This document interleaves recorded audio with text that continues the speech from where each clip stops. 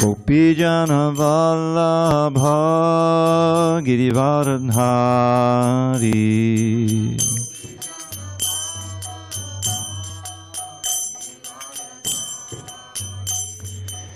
Gopijana Vallabha Girivardhari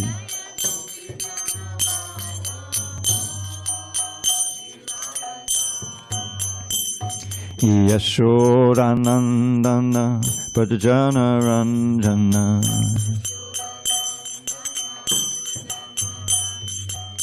Yashodanandana Pradjana Ranjana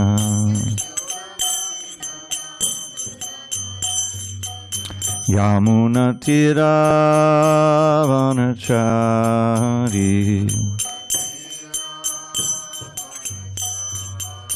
Yamuna Tira Vanachari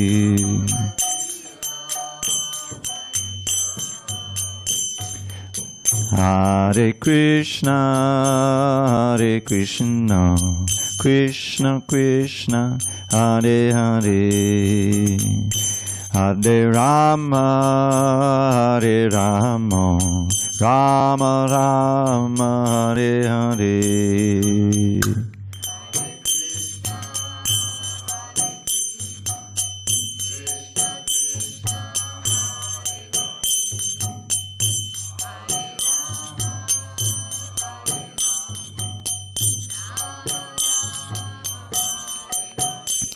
Hare Krishna, Hare Krishna, Krishna Krishna, Hare Hare, Hare Rama, Rama Rama, Hare Hare.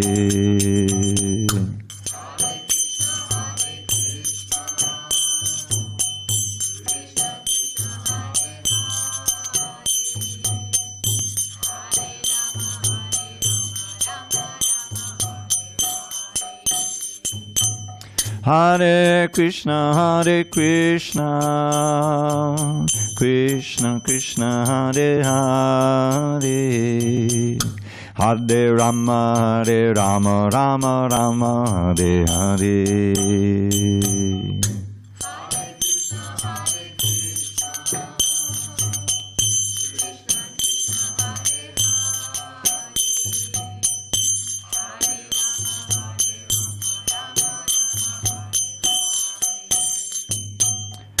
Jaya Radha Madhava Kunja Bihari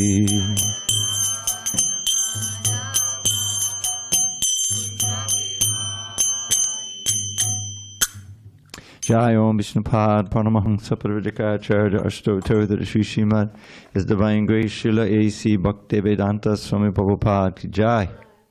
ISKCON BBT Founder Acharya Srila Prabhupada Ki Jai. Jai Om Vishnupad Paramahamsa Parvadikacharya Ashtotar that Sri Srimad's Divine Grace Srila Bhakti Siddhanta Saraswati Thakur Ki Jai. Ananda Koti Vaishnavinda Ki Jai. Namacharya Srila Haridas Thakur Ki Jai. Srimad Bhagavad Gita Ki Jai. Samaveda Bhaktivinda Ki Jai. All glories to the assembled devotees. All glories to the assembled devotees. All glories to the assembled devotees. All glories to Shri Guru and Gauranga.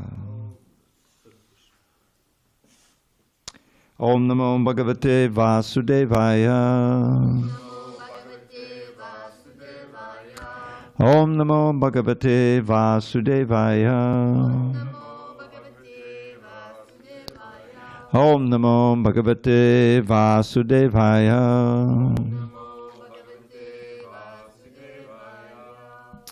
Okay, I think we're on text 4. Right? 4? Chapter 4. Chapter 4, text 4. Chapter 5, text 4. Sorry. Page 233. At the top.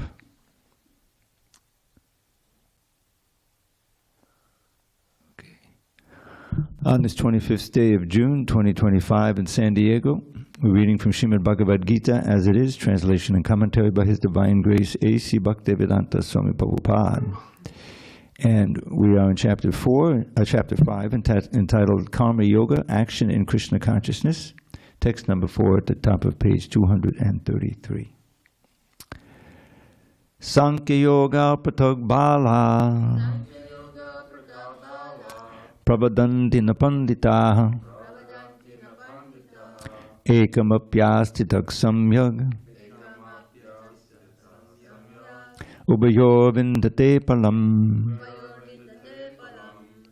Sankhya Yoga Pratag Bala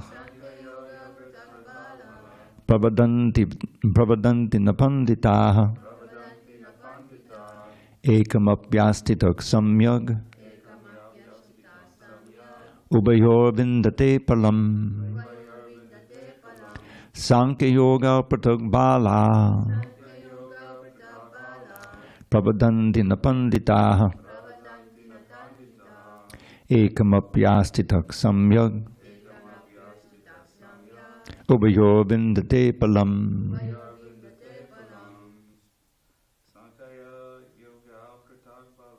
Sankhya Yoga Pratag Bala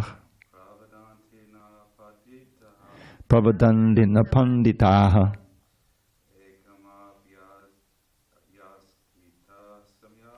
Ekamapyastitak Samyag Ubayor Vindate Palam. Sankhya Yoga Pratag Bala Pravadanti Napandita Ekamapyastitak Samyag Ubayor Vindate Palam. Sankhya Yoga Pratag Bala Pravadanti Napandita Ekamapyastitak Samyag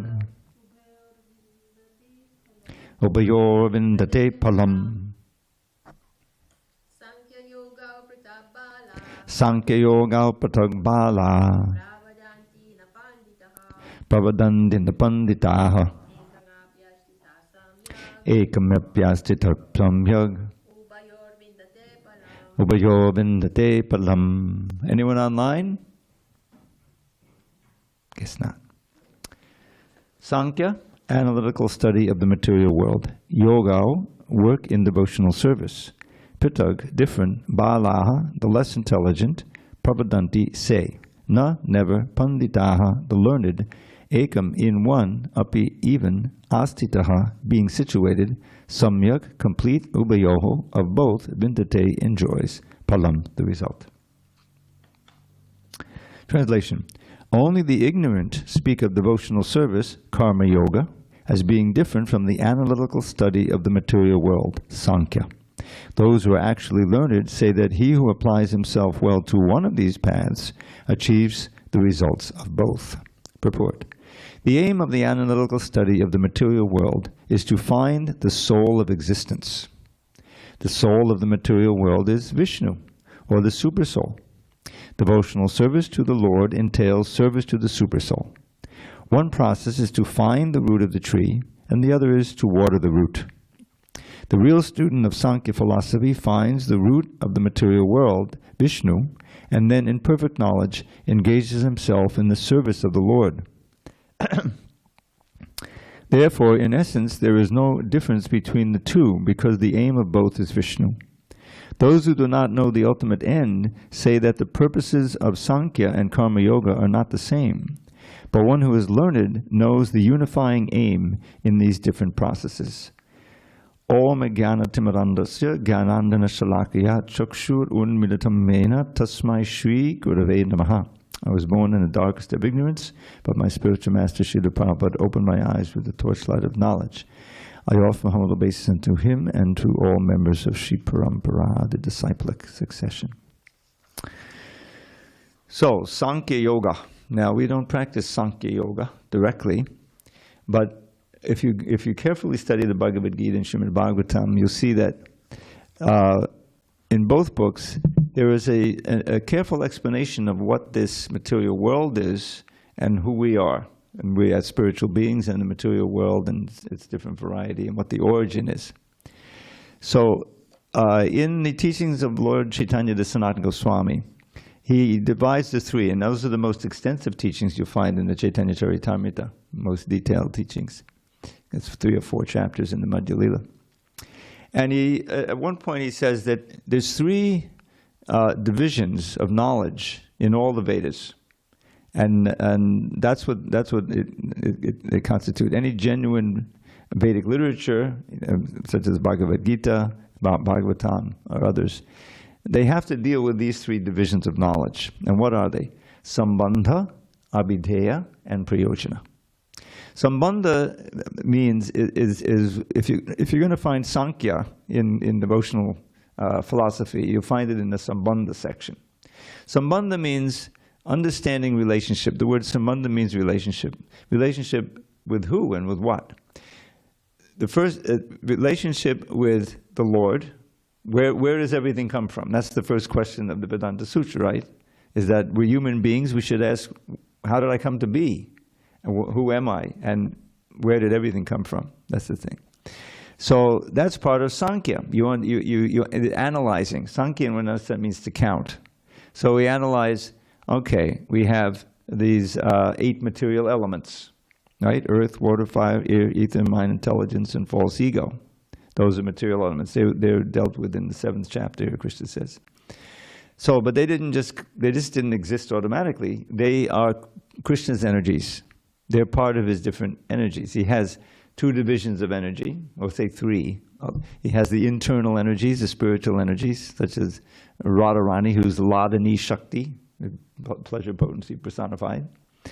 And he also has the Samvit potency, which is also spiritual, which is the existence potency. No, I'm sorry, the knowledge potency, how everything is known in the spiritual world. What is the third one? Samvit, Ladani, Sandhini. Sandhini is the existence potency. That's what supports all the bodies there. They're all spiritual bodies, and everything that's in the spiritual world. Those are 3 spiritual potency. But there's also the marginal potency, and we're intrinsically spiritual, but we have the tendency to be allured, some of us, by the material energy. So this is part of Sankhya, is analyzing what's what, you see. So how do we use it? Now, where do we fit in? So we're the spirit souls, and we are, as we know from Bhagavad Gita, we're eternal, we're unborn, eternal, ever-existing, undying, primeval, right? But because we're minute particles of spiritual energy, we have this special category, tatastha Shakti. These are all Shaktis, right? Material Shaktis and spiritual Shaktis. And we're in between. So that tatastha means on the border.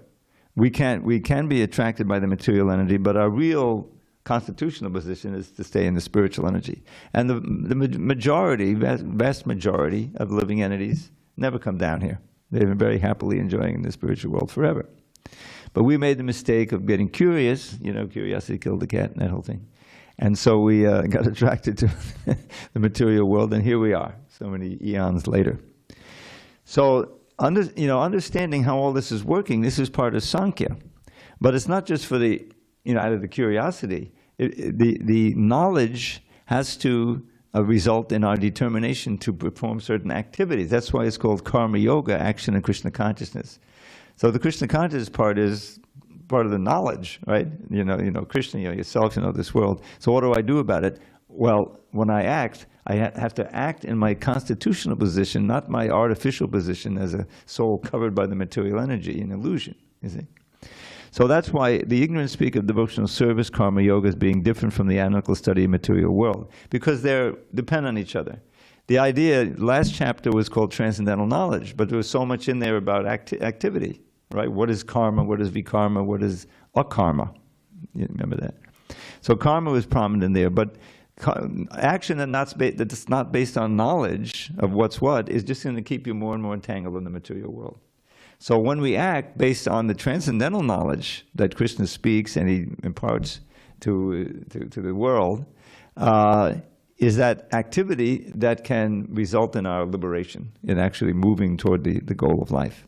So there's a distinct interdependence between the Sankhya Yoga, knowing what everything is composed of, which is, and then how to use it, how to act on the basis of that knowledge. Okay, I'm a spiritual being, but I've been acting materially. That means I've been acting according to my material desires. Now I know who I really am and where my real benefit lies, so I'm going to act in another way, even though at first it's going to be a little difficult. I've been listening to these lectures that Prabhupada gave, at least 10 of them, when the fifth canto came out, and fifth canto, chapter 5, these are the teachings of Lord Rishabhdev.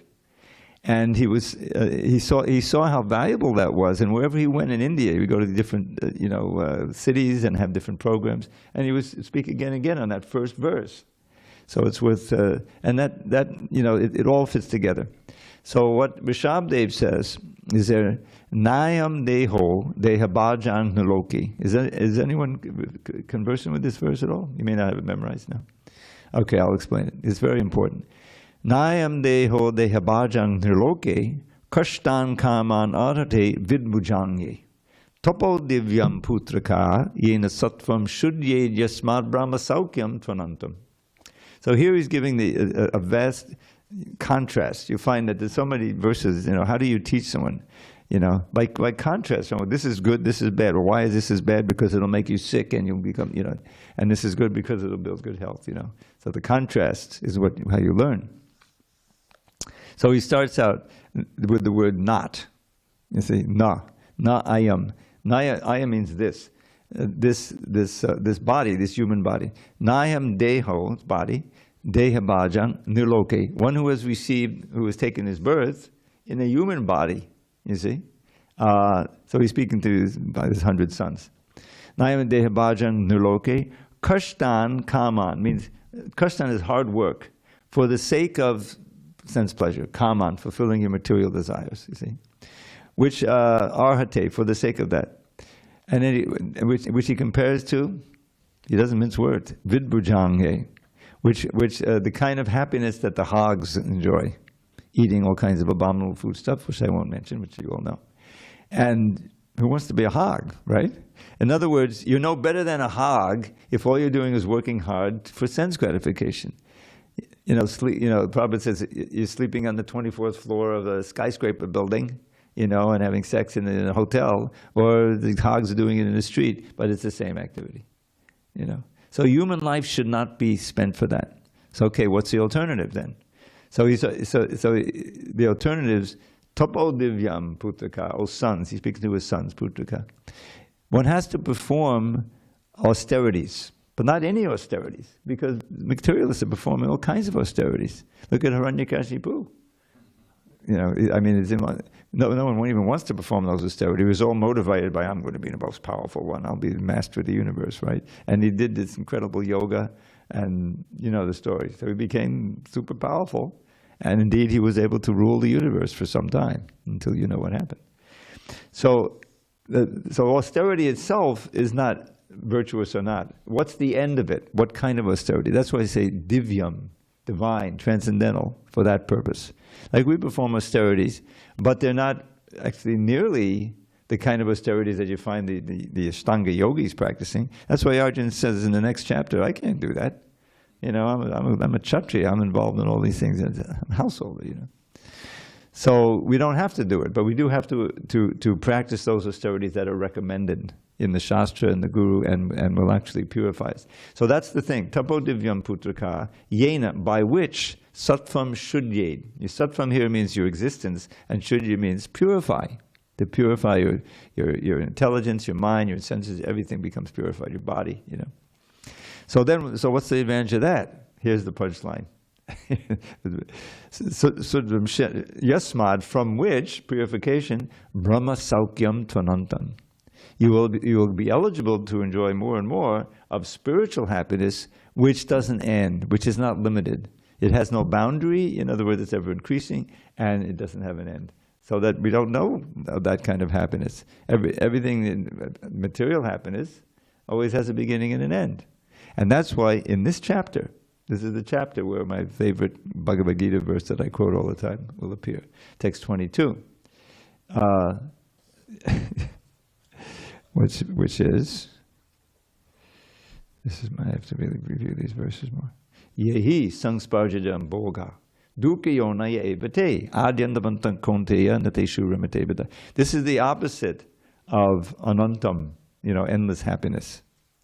This is, he says, O son of Kunti, Yehi sangsparjajam boga.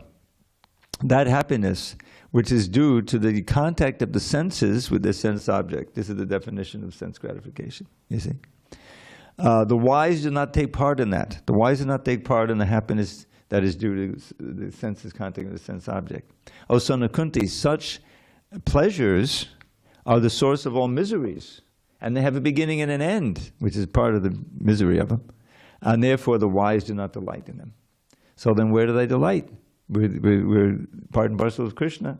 He enjoys like anything. We have to have some enjoyment. That's in the previous verse. It says, I just looked it up. Vaya sparshe sasakthatma vindatyatma diyat sukham sab brahma yoga yuktatma sukham akshayam ashnute. Sukham is happiness. Akshaya means unbroken. So, I think I just changed the verse. Yeah, he said, okay. 21. Oh boy, my brain is going. Excuse me. 19. Oh, that's the next chapter. Okay.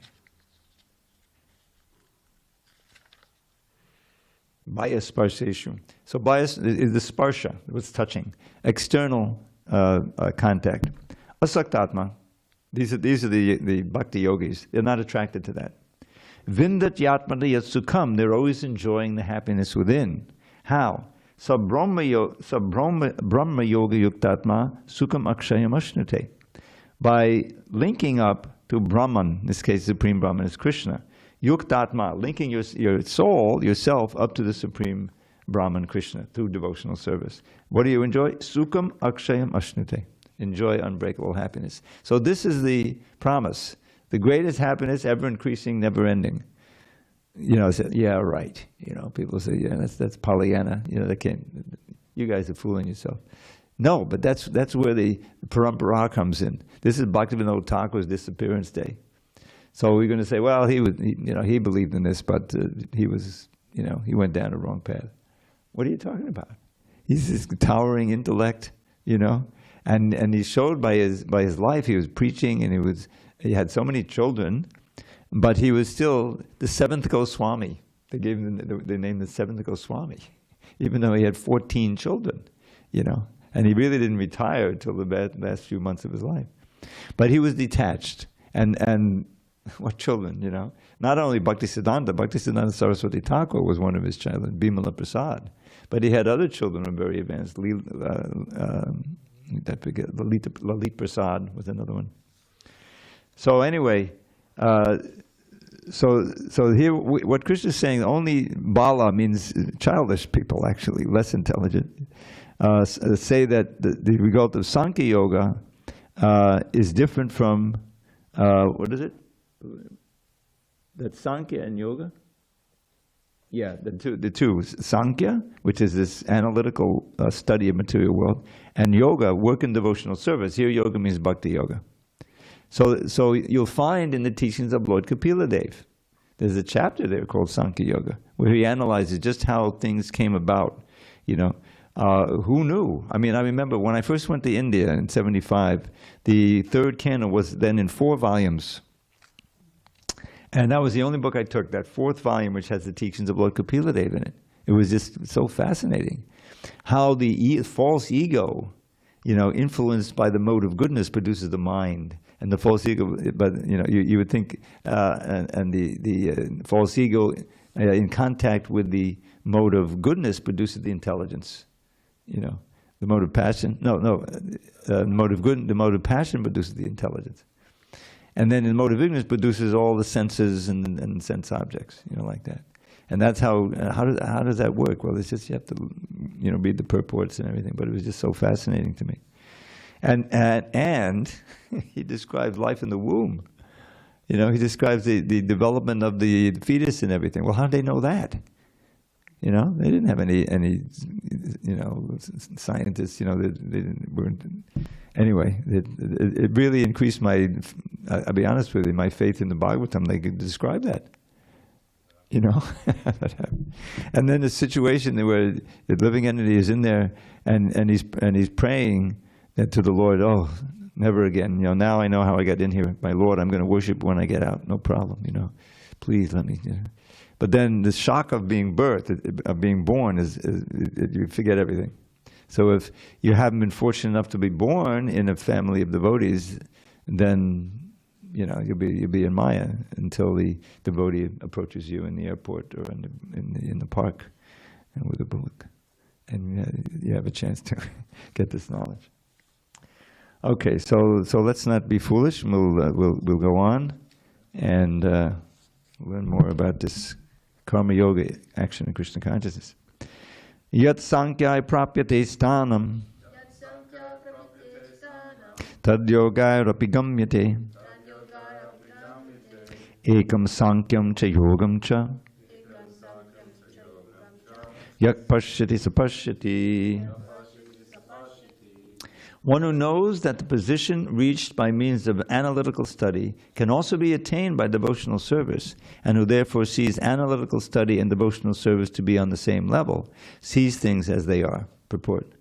The real purpose of the philosophical research is to find the ultimate goal of life. Since the ultimate goal of life is self-realization, there is no difference between the conclusions reached by the two processes. By Sankhya philosophical research, one comes to the conclusion that a living entity is not a part and parcel of the material world, but of the Supreme Spirit whole. Consequently, the Spirit soul has nothing to do with the material world. His actions must be in some relation with the Supreme. When he acts in Krishna consciousness, he is actually in his constitutional position. In the first process, Sankhya, one has to become detached from matter. And in the devotional yoga process, one has to attach himself to the work of Krishna consciousness. Factually, both processes are the same, although superficially one process appears to involve detachment and the other process appears to involve attachment. Detachment from matter and attachment to Krishna are one and the same. One who can see this sees things as they are. So really what we do, we don't practice Sankhya Yoga separate from Bhakti Yoga. It's integrated into it. That enumeration of the 7 or of the 8 material energies, you'll find that in the Bhagavad Gita. And you'll find more detail, as I was describing, in the teachings of Lord Kapila Dev. There's also the atheist Kapila Dev, who taught Sankhya Yoga without Bhakti, more modern. And that's why, have you ever seen the book, in the teachings of Lord Kapila? It's not so common now. But Prabhupada insisted on the title. The teaching of Lord Kapila, the son of Devahuti. Because the other Kapila, you have to differentiate from the other Kapila. So yeah, just this analysis, that's what the scientists do. They research and they're constantly, finding new details out and new things coming out. But what for? It's not helping them to understand their nature as spiritual beings or to become in awe of the Supreme Personality of God who produced all of this. That's the conclusion. I always like to say, you want proof of the existence of God? Just think about your own body. How complicated it is, how intricate it is. Did that all happen just by chance? No, obviously. There's an intelligence behind it. As soon as you see order in the universe, in any, whether it's a phone, computer, books, anything that has information. This is Sariputta. I had some good association with Sariputta, and he was a brilliant, mathematician and scientist. And he specialized in information theory. Who even knew what that was? I don't know. But it's a mathematical discipline in which you see how much information is in a certain unit of existence, and from there I don't know. I think that the mathematicians, they don't come to the conclusion that there's God. But Sariputta, he produced, the first thing he produced was mathematical proof, which is hard to follow, if you don't know mathematics. But he tried to present it for the layman. Proof by information theory that life has arrived, that cannot arise from matter, or that life comes from life, which is, Prabhupada is constantly preaching that, because the scientists are trying to prove that it all came about from chance, which is in the 16th chapter of what the demons believe. He said, asatyam apatashtam te jagadahur anishwaram apataspadasambhutam kimanyat kamahoitikam. That's exactly that. It says, asatyam, there's no ultimate truth, you know. There's no foundation. You know, we said God, the foundation is God. No, there's no foundation. Everything is just moving. Jagad ahur, they're not just agnostic. Agnostic means they don't know. You don't know. I was agnostic. But real Orthodox agnostics not only say, I don't know that there's a God, but I know that no one can know that there's a God. You know, militant agnostics. But Prabhupada would often merge the agnostics with the atheists, because, yeah, I realized this fairly recently. There's a word in Sanskrit called Nashtika, which means he doesn't exist, right? That's the word for atheist. It means God doesn't exist, na asti. What is it? I mean, the person who was like Kapila Deva is from Sankhya philosophy. Yeah.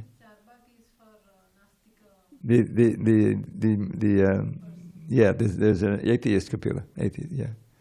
So, but Gnostic and the word agnostic is so close. Yeah, agnostic. Actually, the word agnostic comes from Gnostic, those who were knowers in medieval Europe or something. But that word Gnostic is coming from Jnana. You see the Jnana and Gnostic? Yeah, gnosis. That's knowledge. Gnostic is one who knows, or yeah, yeah. But I say an agnostic. Anyway, we understand. So anyway, the whole point is the position reached. The genuine Sankhites are followers of Kapila Dev, not just Kapila the atheist.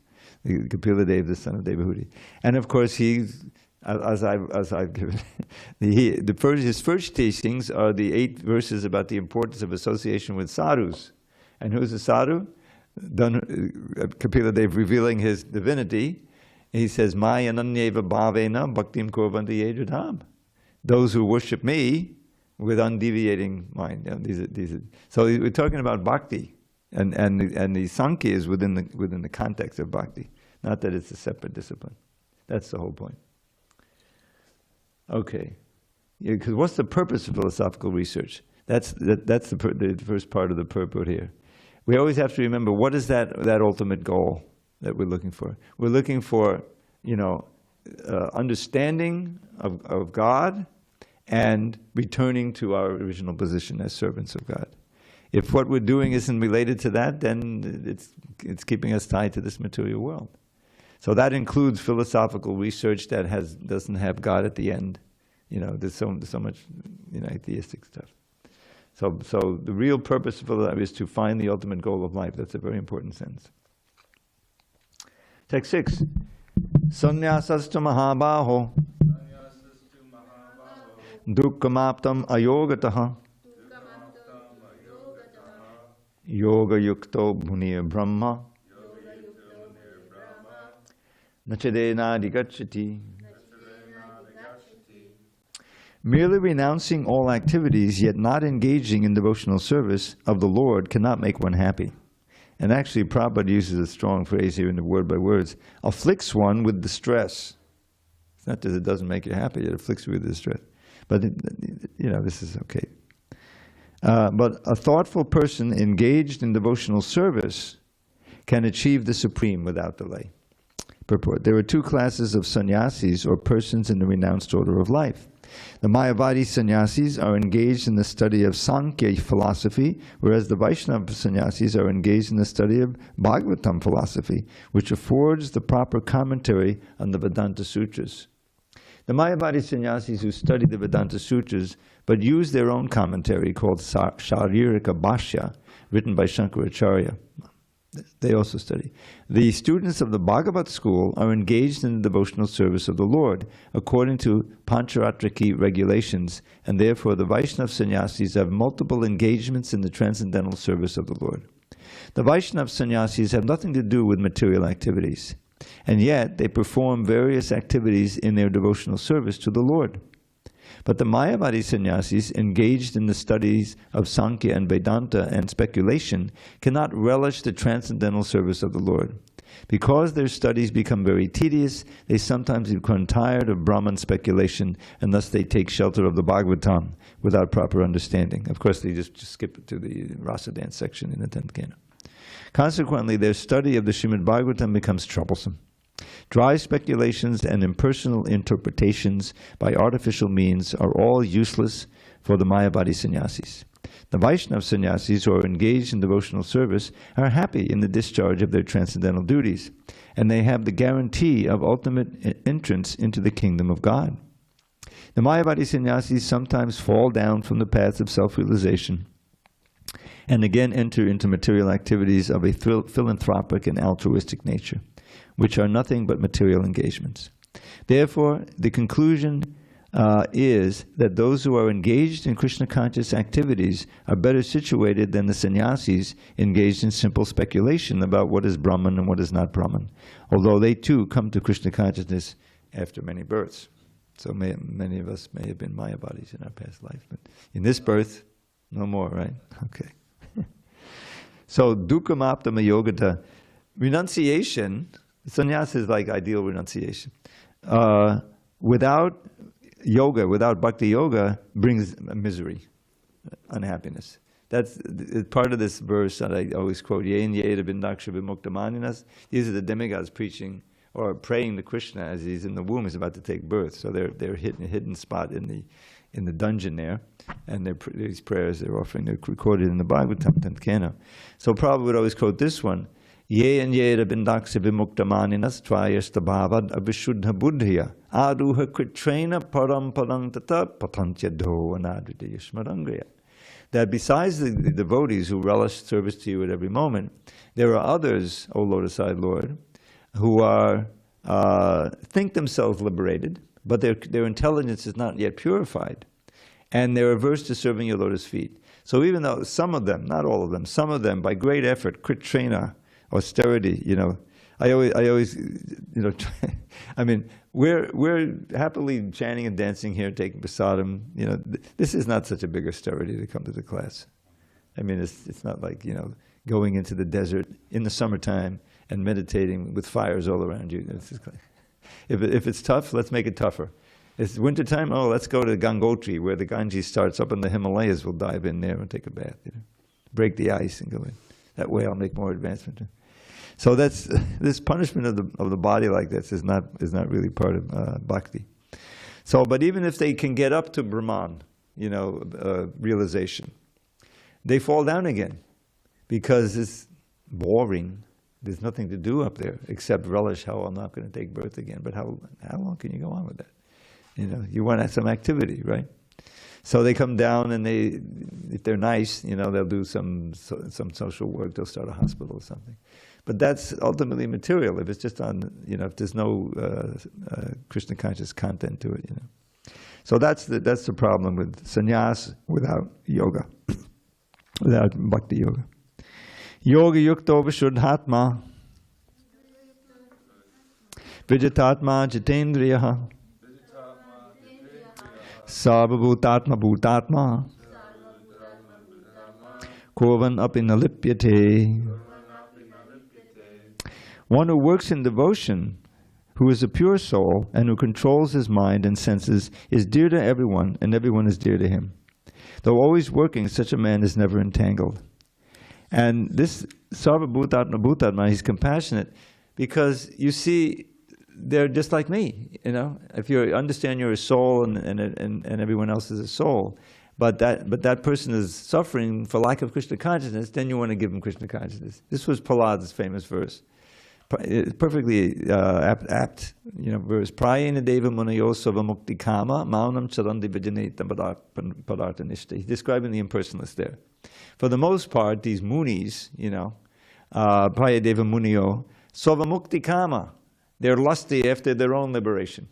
In other words, it's an object of, I mean, it's a big thing to be free of all suffering. You know, that's a great thing on its own. But that's not the ultimate goal of the bhakta, you know. So then what do? Maunam. Originally the word muni comes from one who doesn't talk. Muni, one who's silent, you know. So maunam, they're silent. You know, maunam, they're literally silent. Prabhupada says, you know, real silence means not speaking nonsense. Just, you know, talking like anything about Krishna, which is what he did. Maunam charandi vijane. They wander where there is no people. In the jungles, in the Himalayas, some, you know, cave where I don't want any distraction. You know, Vijane napararta nishta, not at all determined to help others. You know, let me be liberated. You know, so that's kind of lust. But Prahlad says too, Nrsingadev, napararta nishta nayanam naivo. Anyway, he says, but I'm not going to do that. You see. Because I know that they can only be saved by you, and I have to give them you. So I'm going to the middle of the big cities. Probably it says in the purport there, you know. And that's what he did.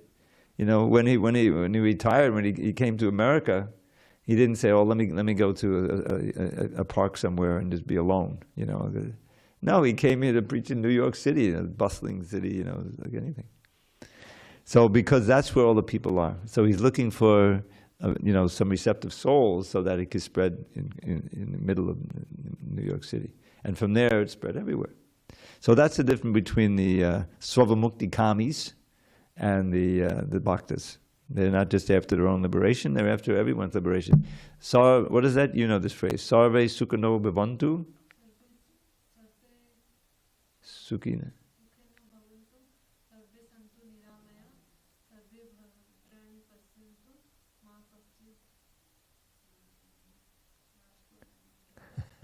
Oh, I didn't know it was part of a whole verse. I just know Sarve Sukhana Bhavantu, let everyone be happy, right? Yeah. So this is the goal of devotees. That why should I be tasting this nice bliss of Krishna consciousness alone? Let me give it to everyone. He's following in the footsteps of Lord Chaitanya. You know, that he was the one who took the trouble of wandering throughout India, in South India especially, and it's chanting to everyone, giving everyone Krishna consciousness. But in the end, you know, he was alone, you know, with the intimates, you know, in Jagannath Puri. And that was also teaching, because that came out in Chaitanya Charitamrita, something to aspire for. Okay, did I do 7 or just 6? 7. So we're on 7? No, we're on 8. 8, okay. Yeah, everyone is dear to him, he's dear to everyone, right? So we read the purport? I don't think we read the purport. One who is on the path of liberation by Krishna consciousness is very dear to every living being, and every living being is dear to him. This is due to his Krishna consciousness. Such a person cannot think of any living being as separate from Krishna, just as the leaves and branches of a tree are not separate from the tree. He knows very well that by pouring water on the root of the tree, the water will be distributed to all the leaves and branches.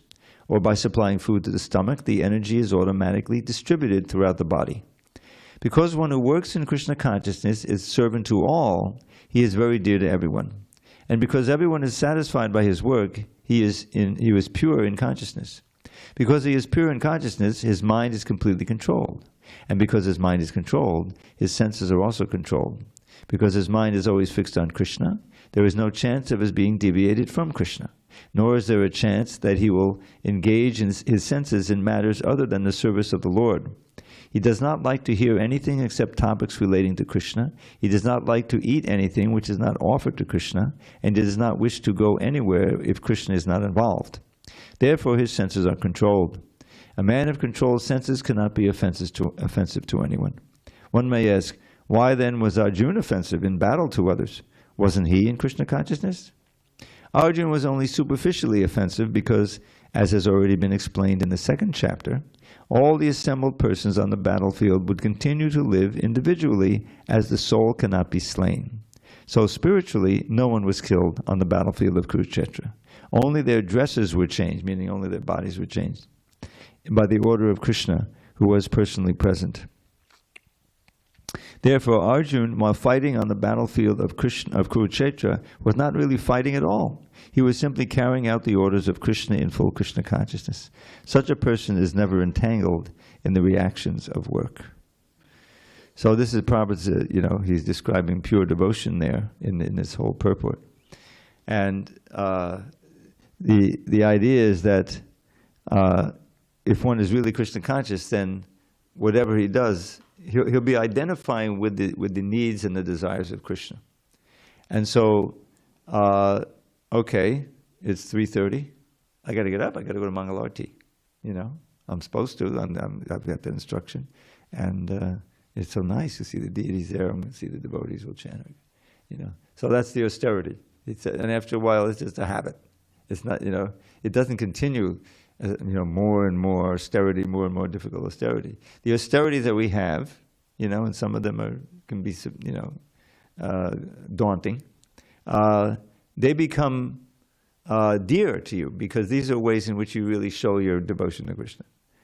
Prabhupada he was already dear, but he became even dearer when he risked everything to preach Krishna consciousness. Krishna says at the end of the book, no one is more dear to me than he who is teaching this science to the devotees. And everyone's a devotee, so if you're teaching it and making devotees, then it's the greatest thing.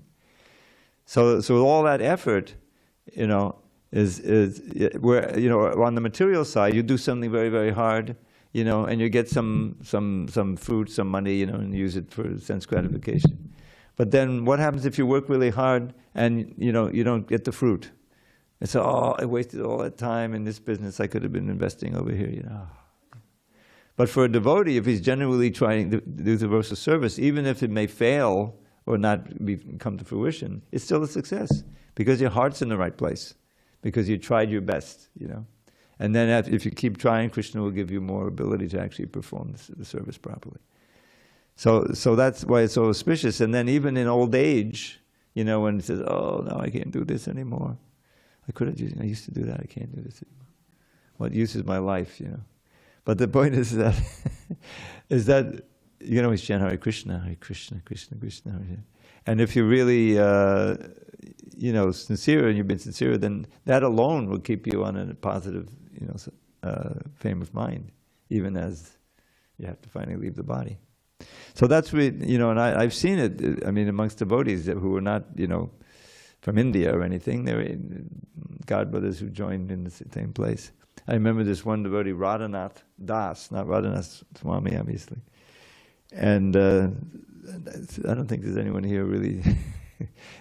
He was amazing. I first met him in Miami back in '83, and he had a disease. He had kind of a neurological disease that was making it hard for him to walk and everything and function, But he was a staunch book distributor. So when he came here, he settled here actually for the last period of his life. And even though at a certain point he was in a wheelchair, and he had a devotee who was helping him constantly, he would go out. He would go out on Sankirtan. He would go out, to the Walmart parking lot or something, and he would be. I don't think his friend would be with him. He would be able to, and he would be giving out books, And who got a book from him? Balaram. That's how Balaram became a devotee. He and his mother were out shopping, and he got a book, and she also became a devotee. She was initiated. He was given the name Balaram, and she was given the name Rohini, the mother of Balaram. So anyway, and I remember, finally it came to the point where he had some health crisis, and he was in the hospital, And bless his soul, Rajendranandana, he was not traveling, doing his business. It was this time when he would stay back here. And he would go every day and spend hours with him, and cheer him up and read to him and everything like that. He was really nice. I would come and visit, but I couldn't stay that long.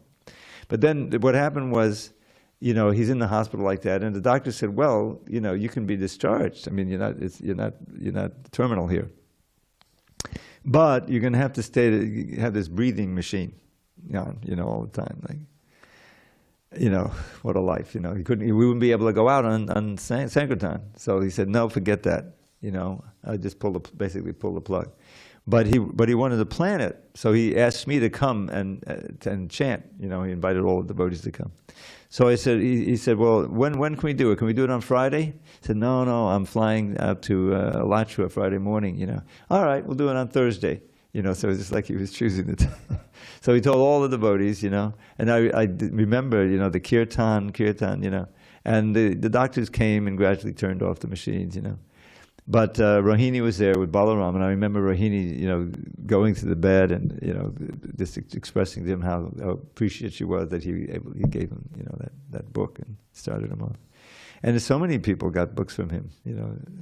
So that was, you know, it was very exemplary. Even in that state, he was able to remain very enlivened in Krishna consciousness and preach, you know. And so that was, you know, and it's a real learning process when you see devotees leave doing the kirtan. And because I worked in a hospital for a whole year as an inhalation therapist, you know, and I saw a lot of people die without Krishna consciousness, and it's just a hair-raising experience. You know, they're all very disturbed and frightened and terrified, so they're all practically all sedated, you know, which is the worst thing. You want to be as fully Krishna conscious as possible, so you can chant Hare Krishna, or at least hear Hare Krishna, you know. And also, Yamunapati's daughter, Shamali, she had a very auspicious departure, not here, but in Alachua. And I called several times and chanted some verses with poems, you know, she appreciated. But mostly she had her guru, Indradumna Swami, who's in Vrindavan, calling and being on the phone with her for an hour at a time, you know. So Yamunapati described her departure very peaceful, you know. He said, like the Vaikuntha plane came and just picked her up and took her out. So it's the process, you know, this is a very auspicious society, and we should stick with it and not get alienated, so we can depart successfully. All right, that was seven, right? Okay. All right, let's do 8 and 9. Naiva kinchit karomi ti yukto manyeta tattvavit Pashyan Shrinvan Spishan Jigran Ashnan Gachan Swapan Vishasan Palapan Visajan Grinnan Unmishan Nimishan Napi Indriyan Indriyarteshu Vartanta Itidariyan. Okay.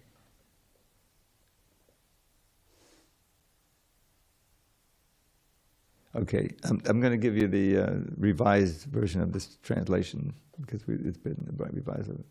A person in divine consciousness, although a person in divine consciousness always knows within himself that he actually does nothing at all, because although engaged in seeing, hearing, touching, smelling, eating, moving about, sleeping, breathing, speaking, evacuating, receiving, or opening or closing his eyes, he always knows that only the material senses are engaged with their objects and that he is aloof from them.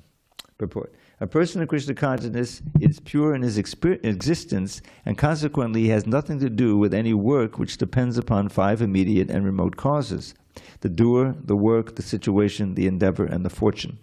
This is because he is engaged in the loving transcendental service of Krishna.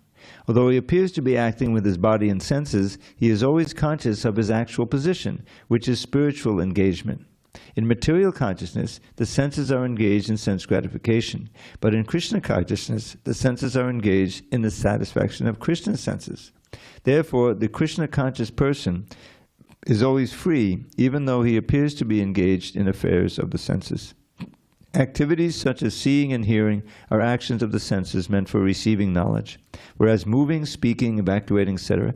are actions of the senses meant for work. A Krishna-conscious person is never affected by the actions of the senses. He cannot perform any act except in the service of the Lord, because he knows that he is eternal, the eternal servitor of the Lord. So that sense of aloofness, that's perfect vairagya. The vairagya means detachment completely from the fruits of the activity.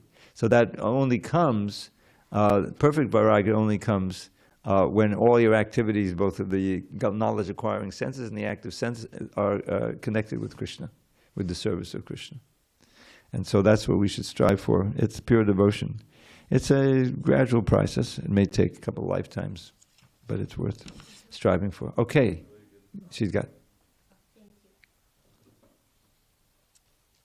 Hare Krishna. Haribol. So yeah, I'm glad you brought up back Vairagya, because it's been a topic that's interesting me a lot lately. So I'm trying to practice it, which is funny. So sometimes, like in practical sense, I used to enjoy really shopping a lot. And now I try not to buy. Maybe I go to the store, but I don't buy anything. So try to detach him from the material. And then maybe I have too many things. I try to donate things. But I don't know, it seems like a lot of work to do all these, practical sense, the Vairagya. Maybe it's better to do what you just said, to just focus on Krishna. Don't worry too much on the details. So yeah, I'm a little... I mean, by raga is an internal, thing that you're feeling. You're feeling attraction for something. Yeah. So just the word itself is part of the material consciousness. You have so much raga, so much, attraction for the material energy, because certain configurations give you pleasures, and you remember them until you try to repeat them. That's the classic, So vairagya means just the opposite, that you're detached from it. It's an internal state, because there's vairagya and there's also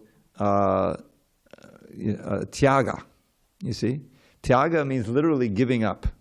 You may want something, but you give it up because you know that it's bad for you to cultivate this material desire. So we also have tyaga. Tyaga is no meat eating. That's one of them. All right, I used to like my hamburgers. I'll give them up. I won't give them up. So with all the the nice prasadam, that's one of the easiest things. But it's very important. So how does real ultimate vairagya occur? That's nicely described in the second chapter, first canto, text number 7, I think. So it starts, Savai Pungsang Parodo Yato Bhakta Hokchade Ahaitukya Padya Yama Supasiditi Vasudeve Bhagavati Bhakti Yoga Priyojitaha Janayati, which means generate, it's a cognate word, Janayat Yashu Vairagyam Jnanam Chayirahoitakam. Says the process of devotional service, Vasudeva or Krishna, Bhagavati, Bhakti Yoga, engaging in Bhakti Yoga to Vasudeva Krishna, automatically, you don't have to try separately, and quickly produces vairagya, detachment from these things, from material pleasures, and knowledge. They go together. It's always jnana and vairagya. I always give the example of the cigarette pack, danger or attention, Cigarette smoking can be hazardous to your health. Then they had a big meeting and they passed a law. Not can be, it has to be is. All right, cigarette smoking is dangerous to your health. So the idea is that some kid will read that and say, well, I don't want to ruin my health, so I won't smoke cigarettes, But the real way you get it detached from all these things is by purifying your heart so that you can enjoy more and more Krishna consciousness, hearing, chanting, serving, serving out. And then that's the way to do it. So it's good that you want to practice it. And whenever you're doing your vairagya thing, just chant Hare Krishna. That'll enforce it. All right, so we ran out of time as usual, and we'll have to postpone the poem until next time. All glory to Srila Prabhupada.